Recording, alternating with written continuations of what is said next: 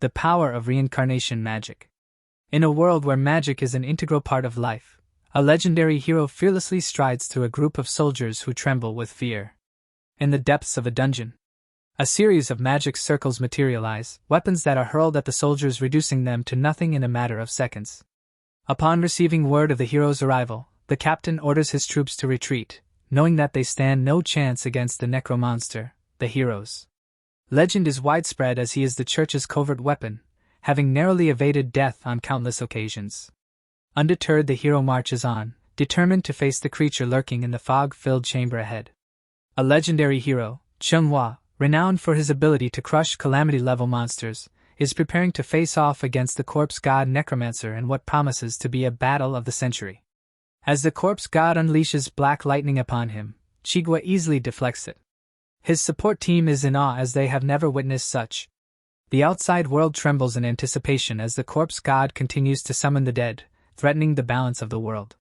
The hero utilizes magic to enhance his speed and charges towards the god. The two engage in battle with the hero seemingly at a disadvantage as the god can quickly regenerate using the same magic as before. The god launches swords at the hero, but he easily evades them with a standstill in the battle. The god collects the souls of the dead into a massive ball and draws it towards himself, causing the soldiers to lose their will to fight. The souls descend as if to offer sustenance to the god, further complicating the hero's already difficult task. The god pulls bones together and as they pass through a magic circle, summons a death wyvern. However, the hero is prepared for this, and he uses his enormous magic sword to slice it in half. The support group is aware that the legendary hero must emerge victorious, or else the corpses will devour the world. Despite their uncertainty regarding the hero's chances, one girl remains confident that he will succeed.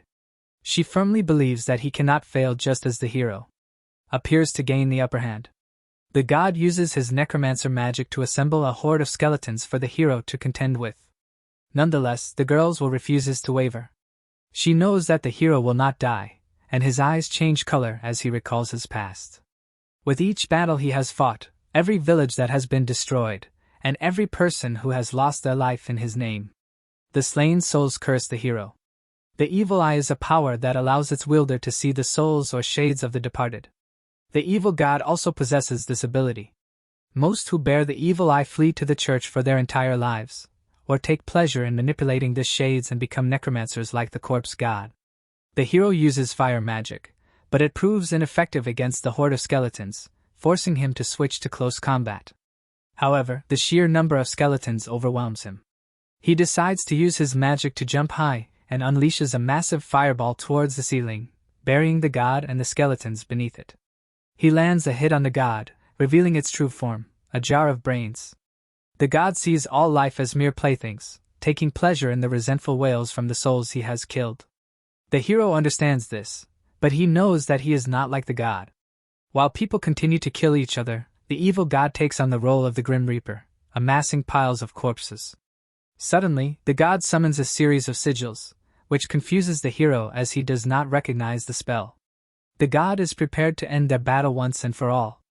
In response, the hero gathers all of his power and receives additional support boosts. He leaps towards the god, piercing his spell, slashing through it, and creating a massive explosion that clears the sky. The hero's mind suddenly becomes clouded, and he struggles to recall the events of the battle. It turns out in their final confrontation, the corpse god used reincarnation magic. He struggles to gather his bearings, feeling disoriented and weak. The wound on his body adds to his discomfort and difficulty in speaking. The surroundings are completely unfamiliar to him. The walls, the flooring, everything is different. Gradually, he manages to get up and follow the source of light. He steps out into a bustling st. lined with unfamiliar buildings and people. The sheer novelty of it all leaves him awestruck, and he stands there, taking it all in. Suddenly, a drone catches sight of him and its operator. A hitman is stunned to see the boy alive. He quickly informs his team that their mission has failed, even though he had confirmed the boy's death earlier. The hitman is just as perplexed as the boy, and he puts his team on standby. The hitman is puzzled by how the boy can move around normally. But as he remembers his own world, he can't help but worry about its future.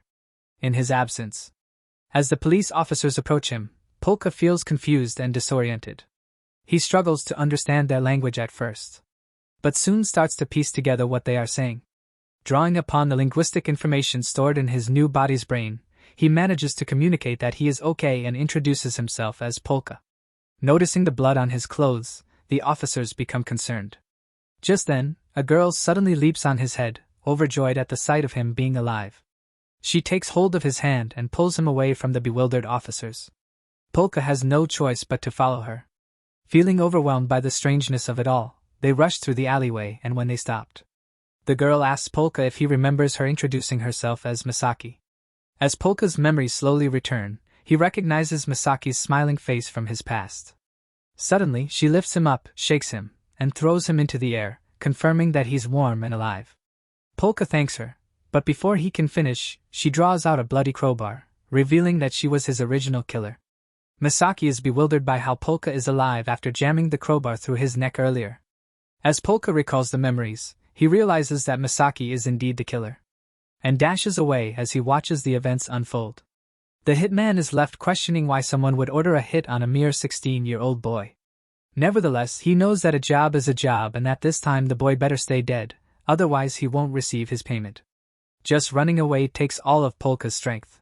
He struggles to sense any magical elements in the air or communicate with any spirits. The body he inhabits has little to no magic, rendering him unable to even heal his flesh wound. However, he knows that a fatal injury could result in his permanent death. Misaki tracks him down, and Polka attempts to evade her. She compliments his agility, and even seems to enjoy the pursuit. Polka can predict her movements, but is limited by the body's capabilities. He gazed upon the peaceful world he yearns for, but Misaki's dagger lands a blow, stopping him. Despite the setback, Polka refuses to succumb so easily. Misaki is impressed by his resilience, and even feels intimidated for the first time. If she's not cautious, she may find herself falling for him. Polka cautiously steps into a dimly lit room. Certain of its purpose, Misaki, following close behind, reveals that it was once a notorious execution site for the Yakuza, and one of her favorite places. According to local lore, the area is haunted by ghosts and gangsters, deterring most people from venturing close. As Polka settles down, he calmly confirms that he can see them even with this body, for the evil eye is a power of the soul, not just the eyes and brain. Misaki is baffled by his words, but Polka advises her to value life more, drawing power from the surrounding. Goals. Polka creates a massive sigil while Misaki lunges at him. In response, Polka summons a gigantic hand that instantly slays her. The hitman observes the entire spectacle through his drone. In his old world, the legendary hero stands tall as the brain in the jar, also known as the corpse. God is finally defeated. He is certain that God's spell took effect moments before the god's demise. It was teleportation magic. Although he could see the god's soul, it vanished too quickly for him to be sure if he truly succeeded in slaying the necromancer. God, the supporter, informs him that the church has sent a report, and all traces of God's soul have disappeared. With this, he can be sure he saved the world. Polka regains his memories and has finally realized that he is not the reincarnated hero, but in fact the corpse god. He expresses his gratitude towards Misaki for leading him to a place filled with magical power where he can finally obtain a peaceful life. He plans to become the true Grim Reaper in this